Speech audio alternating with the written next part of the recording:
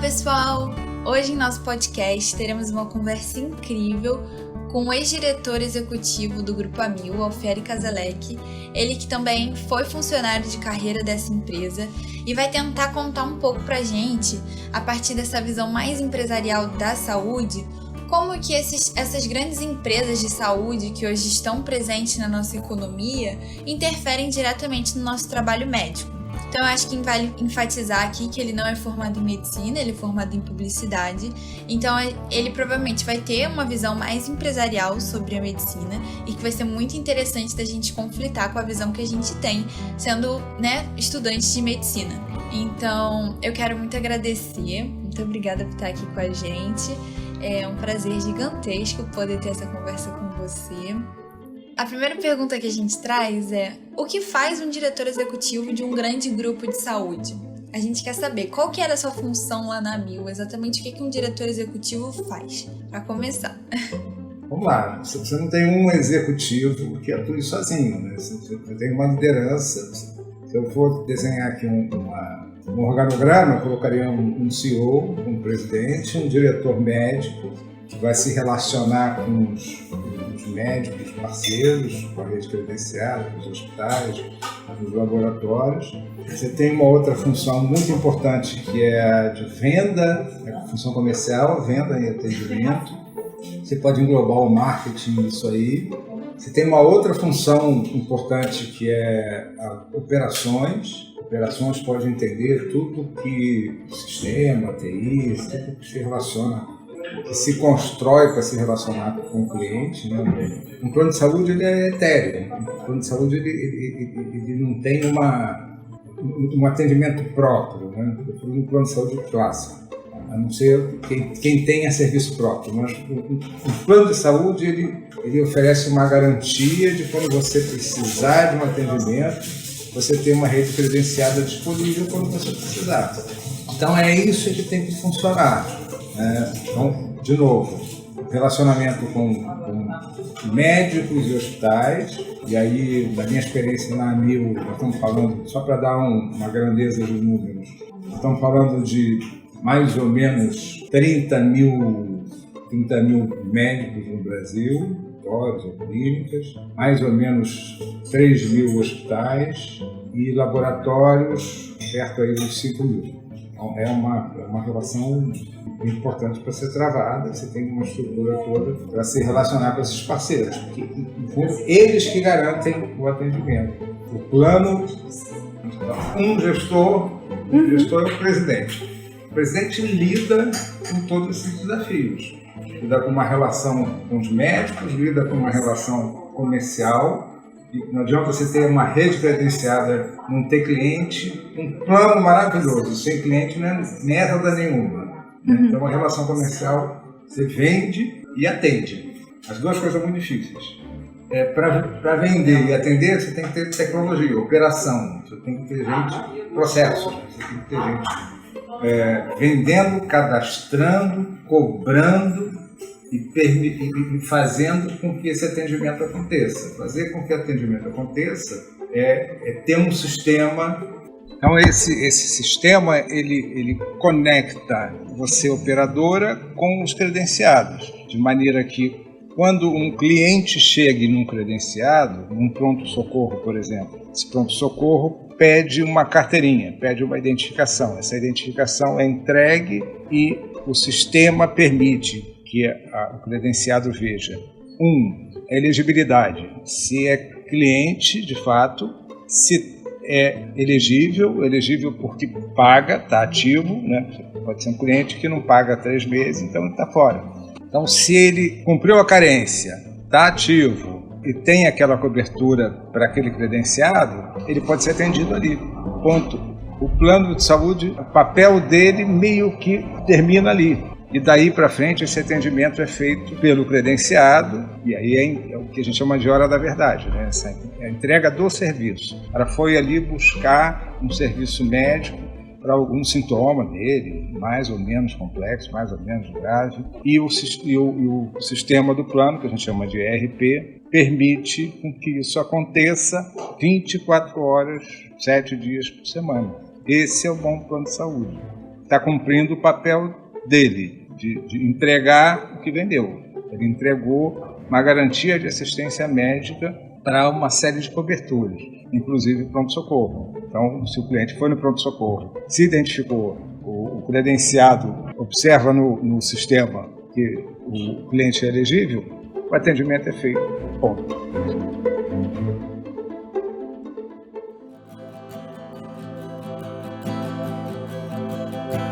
Olá, eu gostaria de perguntar se você acredita que os planos de saúde influenciam diretamente na atuação do médico e como ocorre essa influência. Essa é uma pergunta muito importante e muito complexa também. Depende do plano. Tem plano que ele só intermedia, de fato, né? Ele só faz essa gestão credenciado. Eu tenho uma rede credenciada que atua como ela bem entende, dentro, obviamente, das boas práticas, dos critérios éticos, das orientações de todos os organismos, conselho, sociedades, etc. E alguns planos funcionam só como intermediário mesmo. O Bradesco é um exemplo talvez melhor para isso. Tem outros planos, como a Amil, por exemplo, como a Prevent Senior, né? Vamos ficar nesses dois. Eles, além de ter uma rede credenciada, eles têm serviço próprio. Obviamente, no serviço próprio da Amil, que é uma empresa do mesmo grupo, né? Não é a operadora, mas por acaso a Amil que eu conheço, a empresa Américas de Hospitais, ela é uma empresa do grupo da Amil que gerencia todos os hospitais, atualmente são 24 hospitais, boa parte deles de grande porte, conhecidos, grandes bandeiras, que atendem também outros planos até, mas aí sim existe uma influência bem razoável na conduta dos médicos. É claro que isso tem uma linha muito tênue. Essa conduta ela não pode ultrapassar, essa orientação não pode ultrapassar as boas práticas, a ética, o respeito ao que o médico entende como importante. Enfim, essa influência tem sempre uma linha muito tênue entre a orientação da operadora e a conduta particular do médico, né? Isso tem que estar sempre muito bem alinhado entre o médico, o assistente e a operadora. Não é uma coisa simples, porque a operadora tem o interesse de racionalizar o atendimento. E o médico vê o paciente como que necessita de cuidados. Então ele procura ir além, procura ter mais segurança, entender um pouco mais, explorar mais diagnóstico, só para ficar num exemplo mais simples. Só que isso representa custo para a operadora vê nisso custo, o médico vê nisso segurança para esclarecer um pouco mais, melhorar a sua anamnese. Esse conflito é um conflito atual, é um conflito antigo e é um conflito futuro. Não é muito simples de se resolver, mas já foi pior, eu posso dizer. Com esses 30 anos aí de experiência com a operadora, esses conflitos já foram piores. Acho que o tempo pode minimizar isso. Terminar, acho que não termina, não. A variação disso, a diversidade de visões é muito grande. Vai ser sempre um conflito bom para ser gerenciado.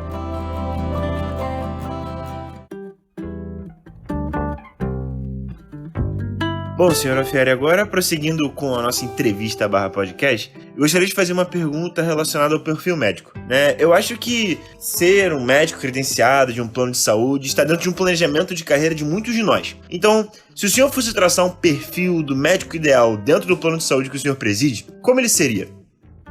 Também é uma ótima pergunta, até porque vocês devem se preparar para isso, pelo menos entender essa alternativa, né, de se relacionar com o plano e entender cada vez melhor como lidar com os planos. Mas a minha resposta, que não é definitiva, não sou médico, vou deixar claro isso, sempre fui um gestor de saúde, mas é o médico racional, que procura equilibrar a necessidade do paciente com uma visão de minimizar custos, justificar esses custos e despesas, entendam, explorar um pouco mais o diagnóstico. Costumo dizer que fazer uma dúzia de tomografias justificadas ou ressonâncias justificadas não tem problema nenhum para o plano. Agora, um hemograma absolutamente desnecessário. Esse sim, multiplicado por milhões e milhões, uma empresa como a Mil, por exemplo, tem mais de 3 milhões de clientes no segmento médico. Você multiplica um hemograma por 3 milhões, sempre fica muito mais caro, né? E esse custo, essa despesa acaba incidindo num aumento, se for desnecessário. Quem vai pagar no final das contas é o cliente, né? Então, tentando responder, procurar entender essa lógica, ter uma atuação, uma conduta com mais racionalidade possível, observando o diagnóstico, observando as boas práticas, mas não esquecendo também de não ultrapassar a barreira do excesso, né? Não é simples.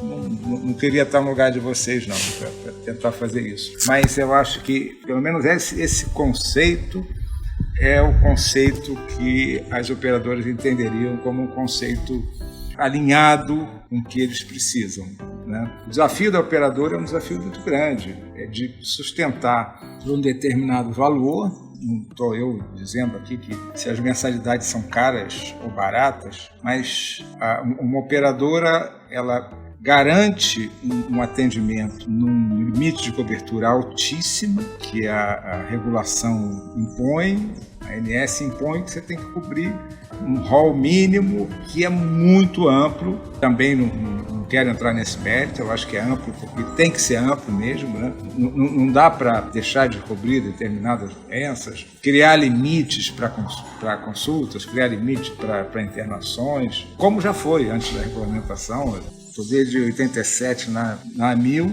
e os contratos previam um limite de 60 dias, 90 dias para internações. Operadoras menores, 15 dias de UTI por ano. Isso é um absurdo, uma coisa boçal. E é claro que isso judicializava. Então a agência veio regulamentar isso e você hoje não tem limite nenhum para a internação. Se eu precisar ficar 365 dias na UTI do Einstein, pagando uma diária de 15 mil, eu vou ficar, porque a regulamentação permite isso. Agora, esse cheque no final é um cheque impagável. Eu já vi cheques lá de contas de 4 milhões, 5 milhões. Enfim, então tem todo esse lado, né, de você ter uma visão atuarial que permita que esse mutualismo, esse conceito de mutualismo, e o que é o conceito de mutualismo, também é importante colocar isso para vocês. Muita gente paga e um determinado percentual de pessoas usa. Posso exemplificar para vocês. Até uns 3 anos atrás, esse número atual, eu acho que esse número ainda está muito perto da realidade. Uma média de 5, 6 consultas por beneficiário ano, que geravam 14, 15 exames por beneficiário ano, e de 100 pessoas, de 100 clientes, entre 10 e 12 internam por ano. Essa é a taxa de utilização, são indicadores de uso, né? É claro que as internações elas são de alto custo, menos em quantidade, mas de altíssimo custo, que representam 50% dos custos médicos. E o baixo risco, entenda como baixo risco, consultas e exames básicos, que representam uma quantidade imensa, mas custos unitários menores, né? Então, a operadora ela tem que graduar, ela tem que processar toda essa informação, formar preço, de forma que muita gente pague e você tenha uma taxa de utilização mensal que possa pagar aqueles que estão necessitando, os procedimentos de quem necessita. Mutualismo é isso, todo mundo pagando e uma taxa menor utilizando a cada mês. E aí você tem esse recurso para gerir. E, obviamente, nós estamos falando de empresas privadas, você tem que gerar margem bruta, gerar margem EBITDA e gerar o lucro, né? Que, diga-se de passagem, tem sido bastante pequeno, exceto nessa época aí de pandemia, teve um fora da curva, a utilização foi um pouco mais baixa, mas isso é um outro assunto. Oi, Alfieri. Agora, durante o nosso papo, me surgiu um questionamento, né? Porque a gente sabe que muitas vezes os planos de saúde não permitem a adesão de qualquer pessoa indiscriminadamente e que existem algumas restrições na contratação do serviço por fatores como a idade, por exemplo. Daí eu gostaria de saber como que se definem essas limitações na lógica da empresa. Boa, ótima pergunta e uma dúvida muito comum também. O conceito do plano de saúde é para você se prevenir, né? Fazer uma analogia que é chula, mas é uma analogia com o seguro de um carro. É chulo, mas eu não conheço analogia melhor. Você não consegue fazer o seguro de um carro batido. Não consegue. Ponto. Isso é entendido por todo mundo. Quando você fala em saúde, o conceito é igual. A melhor hipótese para você entrar no plano de saúde é quando a criança nasce, está saudável e você tem uma proteção. O plano de saúde é uma proteção. Você está contratando uma assistência para te gerar uma proteção, né? Esse é o conceito ideal. Obviamente, as coisas não são assim, com essa racionalidade que todo gestor de plano desejaria. Você tem as pessoas que têm suas doenças e são acometidas por doenças mais ou menos graves. Os crônicos, essa linha que infelizmente está cada vez mais alta, os diabéticos, cardiopatas, DPO6, que evidentemente procuram se tratar num país em que a Constituição prevê assistência médica para todo mundo. Pela Constituição, é só nascer no Brasil que você tem assistência médica. Na vida real, isso não acontece. Você tem ilhas, você tem alguns lugares que o SUS até funciona muito bem, mas infelizmente não chega a 5% do lugar. Então, se proliferam as alternativas. Quais são as alternativas?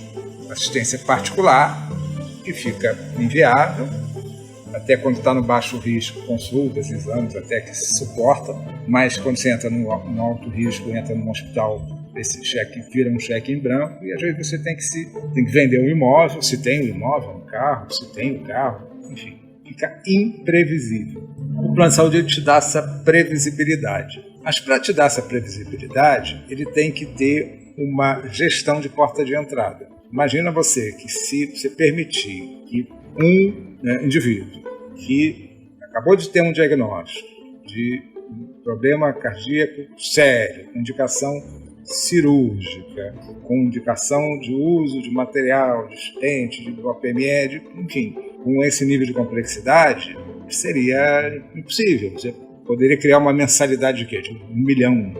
Isso é absolutamente inviável. A gente chama isso de antisseleção de risco. Todo mundo quer fazer um plano de saúde. Nem todo mundo pode pagar um plano de saúde. Quem quer mais fazer um plano de saúde? Quem procura mais um plano de saúde? Quem está precisando. Então, há de se ter uma proteção para esse tipo de desvio. Pensa no conceito inicial. É para prevenção. Fora disso, é um desvio. A carência protege o desvio. A possibilidade de analisar uma declaração de saúde, que há algum tipo de comorbidade e tal, e os planos, por lei, pela regulamentação, ele pode agravar esse valor, não tem valor de tabela, mas se a declaração de saúde estiver mostrando ali uma comorbidade mais importante, o plano tem o direito de agravar isso e o cliente tem o direito de aderir ou não. Mas esse alinhamento de você buscar a porta de entrada mais saudável possível para que o plano consiga gerir da melhor forma possível esses clientes, que é o desafio, é um dos grandes desafios de todos os planos. Para mim tem 2 grandes desafios aí que são muito marcantes. A gestão da rede credenciada, esse controle, essa relação, essa comunicação sempre clara, sempre fair com os credenciados, seja médico, seja SADT, né, que são diagnósticos, seja nos hospitais, seja a turma de OPME, ter uma relação muito afinada com eles, e a outra é essa relação comercial, né? Cuidando da entrada, de quem está entrando. Infelizmente, o plano de saúde não é a solução para quem tem uma alta comorbidade, quem acabou de sofrer um acidente, não é. Se fosse assim, o sistema acaba, o sistema pira, o sistema fica aniquilado. Não é assim em nenhum lugar do mundo.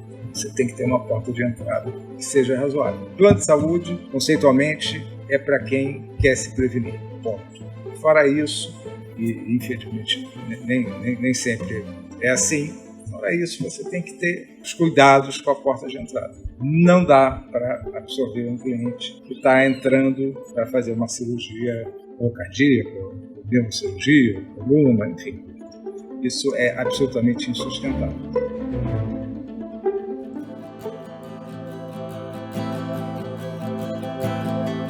A próxima pergunta é sobre uma medida recente da ANS que vai avaliar a inclusão de tratamentos nos planos de saúde.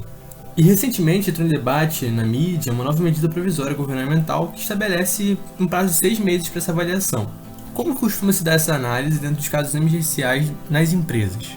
Boa. Isso é uma rotina. A ANS existe desde março do ano 2000, 21 anos já.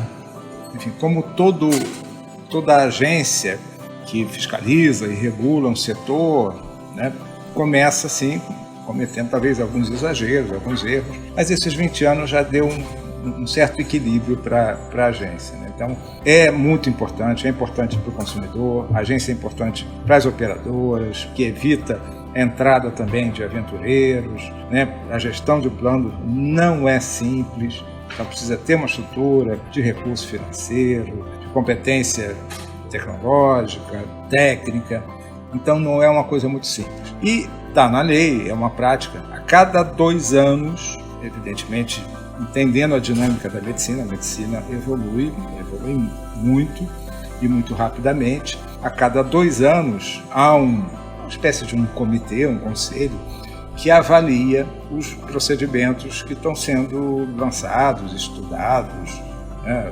Começa com uma tese, depois as sociedades vão validando isso, os conselhos vão validando. Então esses procedimentos chegam para a agência com uma hipótese de avaliação, chega a uma quantidade muito grande e o comitê da agência avalia o que deve ser incorporado e o que não deve ser incorporado. A cada procedimento novo que incorpora, você tem, do ponto de vista financeiro, do ponto de vista de recursos, você tem um impacto do aumento daquele custo. Você imagina, você tem um rol de procedimentos que cobre X procedimentos. Milhares de procedimentos, centenas, milhares de procedimentos.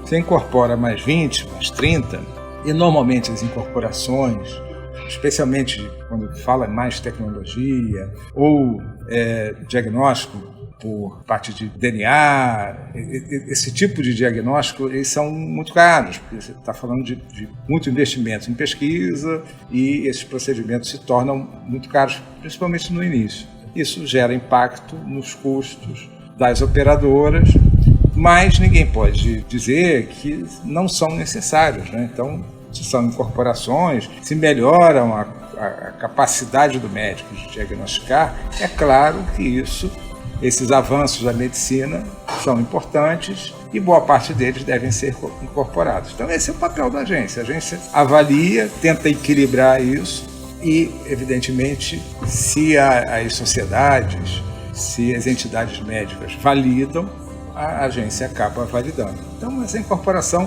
e ela tem esse ritual. A cada 2 anos isso acontece. Agora, boa parte delas, a maioria delas, acabam representando um custo mais alto mesmo. E por isso que a inflação médica é uma inflação descolada da inflação normal, da inflação de mercado. Esse é o papel aí dessas incorporações, né? Mas são necessárias. Não dá para fechar os olhos para isso, para a evolução da medicina. Para fechar com a nossa última pergunta, a gente lá na UF fala muito sobre a humanização na formação em saúde e no trabalho médico. Então a gente gostaria de saber se existe espaço para esse debate no ambiente empresarial, se essa tendência de medicina mais humana é discutida empresarialmente. Pois o mundo corporativo, o mundo empresarial, ele tem uns paradoxos assim, incríveis.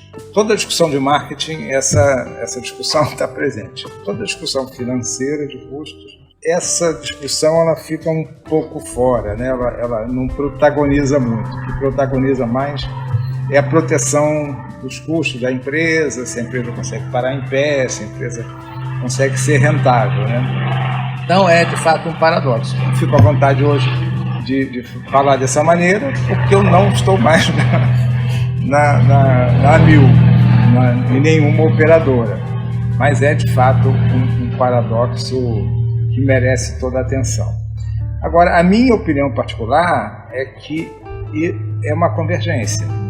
A solução para você ter um cuidado melhor, um cuidado mais eficiente, ela parte do princípio da humanização, do entendimento daquele paciente, uma visão holística, global. E assim, eu tenho, como não sou médico, então posso falar a besteira que eu quiser.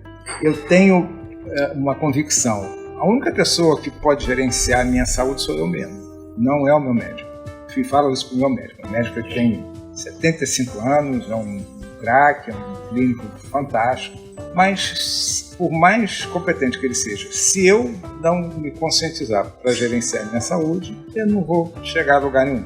E aí, você olha num espectro muito maior, né, de um plano como a MIL, com 3 bilhões, diferenciado e tal, quanto mais ela promover uma relação, de uma coordenação de cuidados, especialmente os cuidados mais básicos, ela vai chegar num lugar melhor para o paciente e no final do dia ela vai ter uma racionalização dos custos também.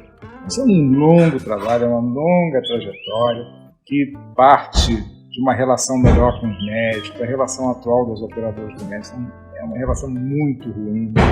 O modelo de remuneração é um modelo antigo, inadequado, é o fee for service. Quanto mais os credenciados cobram procedimentos, né? Quanto mais procedimentos eles entregam, maior a conta.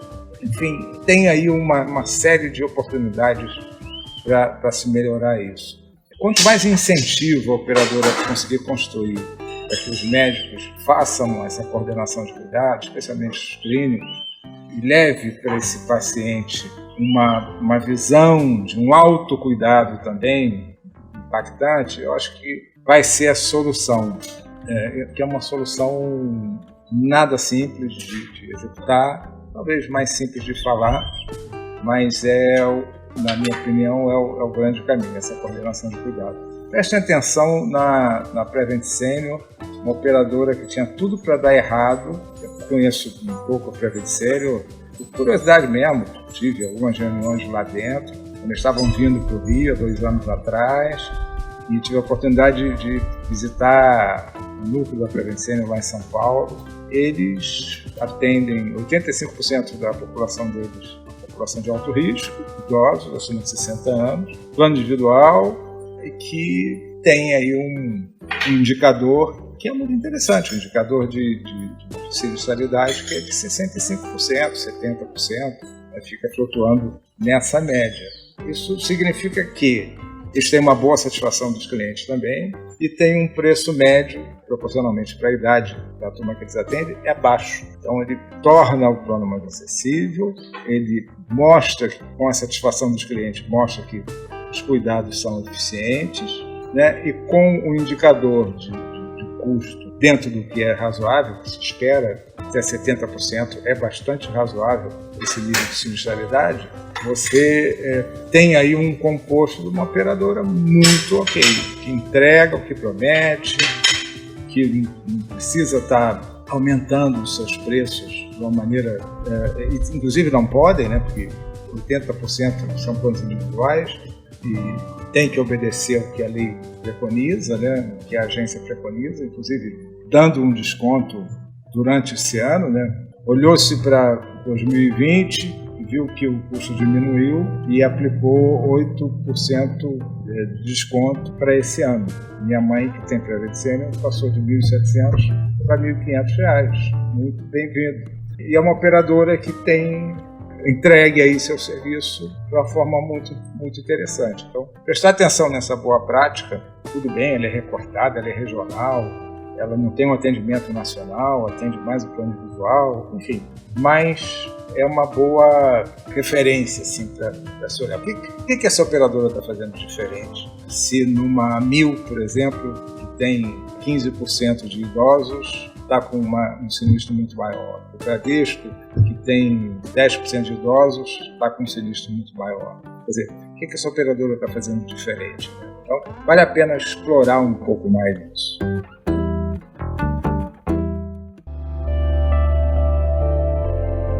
Então, agora que as perguntas acabaram, eu só gostaria de agradecer. Muito obrigada pela disponibilidade, por poder estar aqui com a gente hoje.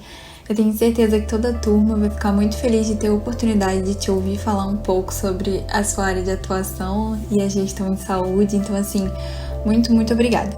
Agora, para vocês que estão ouvindo, eu também gostaria de agradecer pela atenção. Até a próxima e tchau!